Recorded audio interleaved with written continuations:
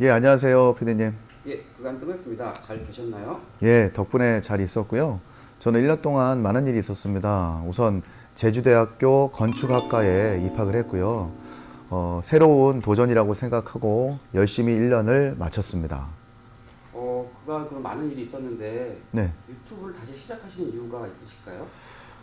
그동안 유튜브를 진행하지 못했었는데요. 물론 제 개인적인 사정도 있었지만 제가 어떻게 기획을 하고 어떻게 앞으로 방향을 잡아나갈지가 사실 매우 어려운 부분이 있었습니다. 근데 이런 부분이 PD님과 다시 인연이 되면서 다시 시작하는 계기가 되었습니다. 그럼 이제부터 가을모습 유튜브의 시즌2라고 보면 되겠네요. 예, 그렇게 보시면 될 것 같습니다. 네, 그럼 오늘의 주제는 무엇일까요? 예, 오늘의 주제는 5가지로 요약을 해봤습니다. 과연 제주도 이주를 준비하면서 또는 진행하면서까지 왜 가훈이어야 하는가에 대한 말씀을 드려보겠습니다. 우리 PD님도 육지분이시고 제주도 입도를 준비하면서 어려움이 있으셨던 걸로 알고 있습니다. 어떤 어려움이 있으셨나요? 네, 대표님, 저는 일단 준비를 할 게 없었고요. 제주도에 연고가 없다 보니 정보 얻기가 너무 힘들고 당장 뭐부터 해야 할지 전혀 모르겠더라고요. 너무 혼란스러웠어요. 가장 먼저 생각나는 건 집 아닐까요? 먹고 자야 하는 공간이 있어야 하니까. 우선 동서남북 서로 다른 성향을 보이는데요. 예를 들어 태풍이 주로 관통하는 동쪽 지역의 바닷가는 지역분들의 성향이 매우 강하다고 볼 수가 있겠고요. 반대로 태풍이 전혀 관통하지 않는 서쪽 지역은 육지로 치면 충청도 지역이라고 볼 수가 있겠네요. 더 쉽게 말씀을 드리면 같은 전라도권에서도 전주분들의 성향이 다르고 바다와 밀접한 목포분들의 성향이 다르다고 그렇게 이해하시면 되겠습니다. 단순하게 입도를 하시는 분들은 지역성도 중요하지만 각 지역에 어떠한 성향을 가지고 있느냐 또는 각 지역의 토지의 가격이나 집의 가격이 제대로 시세대로 나와 있는지를 먼저 파악하셔야 되는데요. 이런 것들을 잘 파악하지 못하고 1, 2년 차 되는 잘 모르시는 분들이 중개를 하실 적에는 상당한 문제가 있다고 보겠습니다. 그럼 그 부분에 대해서는 가온부동산은 신뢰가 있을 만한 믿음직한 뭐 회사일까요? 네. 저는 우선 공인중개사 일을 한 지가 10년이 넘었고요. 총 13년 차가 되겠습니다. 그리고 무엇보다 제주도에 붐이 일었던 2번의 모든 시기를 겪었고요. 토지와 주택에 대해서 제일 먼저 관심을 보였고 특히 저처럼 입도를 하시는 분들이 저와 마찬가지의 상황에 놓여 있고 매우 힘들다는 사실을 알게 되었고요. 약 10년 전부터 제주도 이주 전문 컨설팅을 시작해 왔습니다. 이 부분에 대해서는 믿으셔도 될 것 같습니다. 네, 대표님, 저도 대표님 도움받아서 지금 집을 아주 잘 짓고 있습니다. 그 점은 제가 아주 잘 믿고 있습니다. 예, 감사합니다. 네, 그러면 이제 집을 다 지었다 치고 정착을 하려면 어떤 먹고 살 방법이 있어야 되는데 저같이 이제 펜션이나 농어촌 민박 이런 거를 하겠다는 사람이 굉장히 많아요. 예, 예, 맞습니다. 어떤 주제를 세우고 해야 되잖아요. 네네. 아무런 펜션만 지은다고 운영이 되는 게 아니고 예. 주제나 이런 타겟이나 어떻게 정해야 될까요? 이런 부분도 도움을 드릴 수 있는 여건이 되는 것이요. 저는 육지에서부터 숙박업을 운영해 왔는데요. 이 펜션은 육지와 특히 제주와 많이 다른 성향을 보이는데 제가 육지에서도 숙박업을 운영해 보고 제주도에서도 숙박업을 운영을 해 보니까요. 제주도는 육지와는 다른 뚜렷한 성향을 보였습니다. 한 가지 예를 들어보면요. 육지는 성수기와 비수기가 확실한 구분이 있지만요. 제주도는 극성수기, 성수기 정도만 구분이 있는 매우 유리한 조건이 있습니다.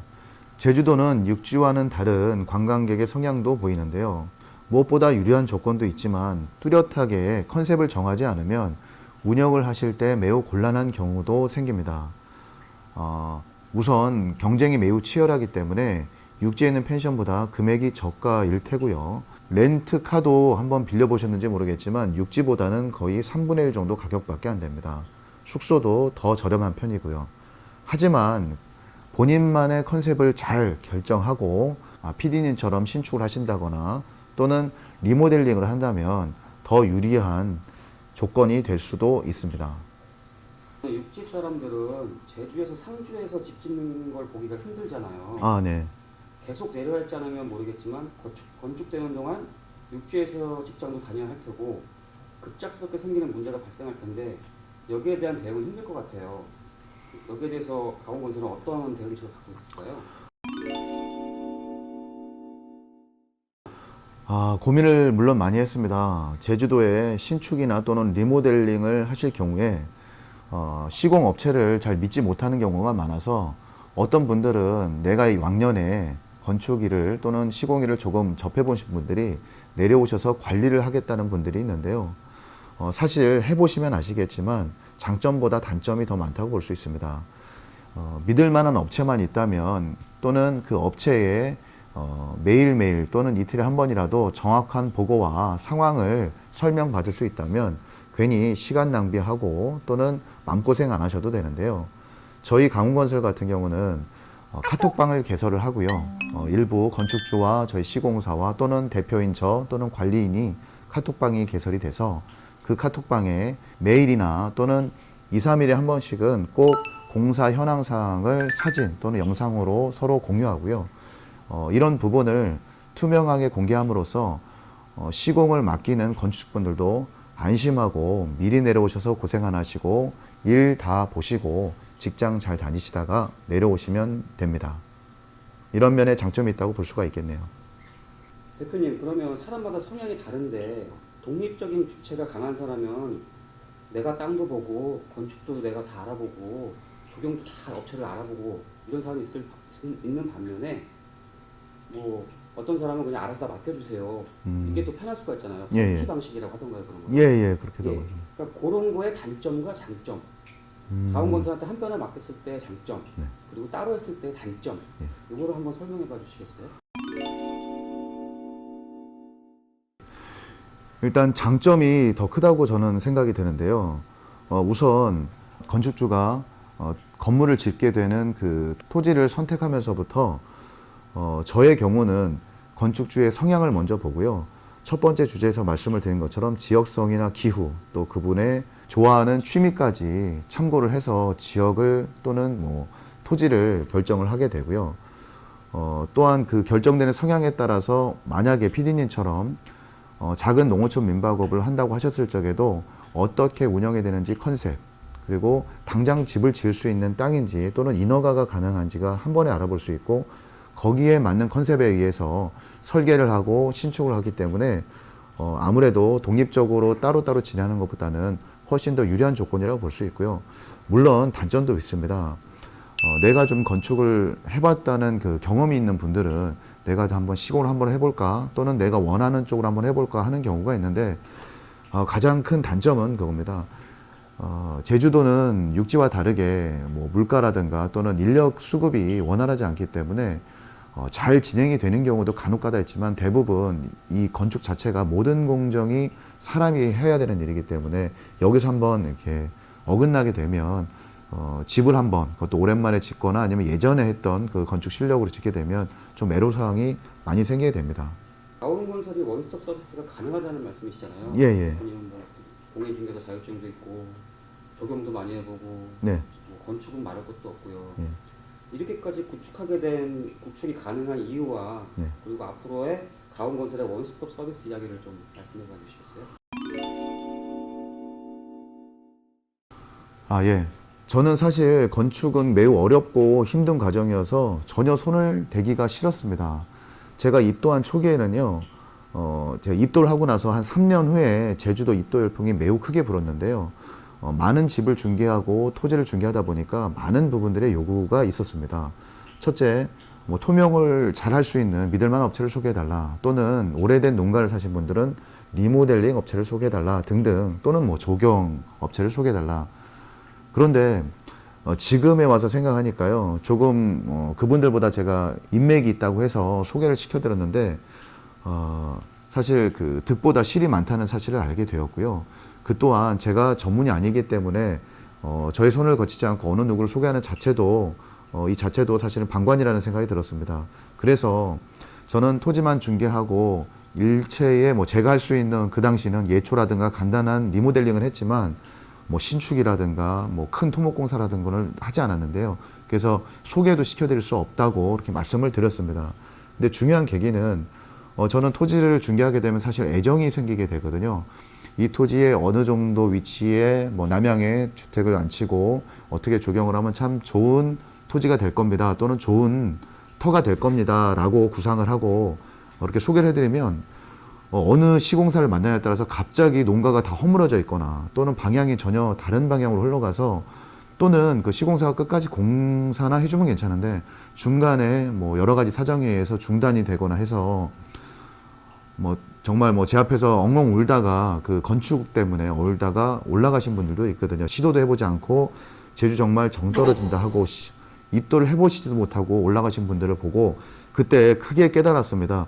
제가 좀 부족하지만 제가 뭐 어디 이렇게 뭐 신뢰를 떨어뜨릴 행동을 할 사람은 아니니까 제가 부족하지만 이 부족한 면만 인정을 해주신다면 아주 작은 공사부터 한번 해보겠습니다 하고 시작을 됐고요.